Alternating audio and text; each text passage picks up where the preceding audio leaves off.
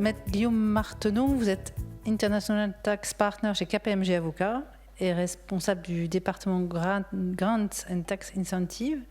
Donc vous aussi, vous accompagnez les entreprises dans leur démarche de décarbonation. Et quel bilan faites-vous aujourd'hui des principaux leviers incitatifs qui sont disponibles pour les entreprises ? Voilà, sont-ils suffisants, corrects, adaptés ? Merci beaucoup pour l'invitation. Bonjour à tous. Alors, il existe effectivement en France aujourd'hui de nombreux leviers incitatifs pour la décarbonation. On les classe en deux grandes catégories, les fiscaux et les financiers. Alors, je vais commencer par la fiscalité.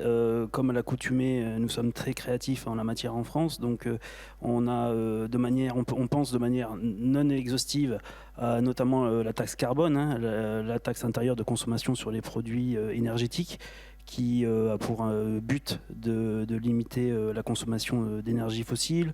On va penser également à l'amortissement accéléré de certains investissements verts, notamment les véhicules électriques.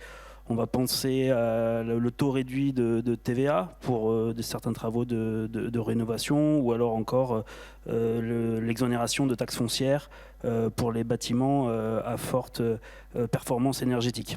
Mais le dernier, le plus emblématique, le dernier né de la grande batterie des crédits d'impôt à la française reste quand même le crédit d'impôt pour les investissements dans l'industrie verte, que l'on appelle communément le C3IV. Et donc qui a la double particularité d'être temporaire, puisque sous réserve qu'il soit confirmé dans le cadre de la prochaine loi de finances, la représentante du Trésor tout à l'heure n'en a pas fait mention, et il devrait s'arrêter donc le 31 décembre 2025, et l'autre particularité, c'est qu'il est accordé sur agrément préalable. L'autre grande famille des leviers incitatifs reste les leviers financiers, et donc là on va penser à toutes les aides et subventions, qu'elles soient nationales ou européennes. Donc là, on va penser bien évidemment à Plan France 2030 ou encore l'Innovation Fund ou toutes les aides ADEME.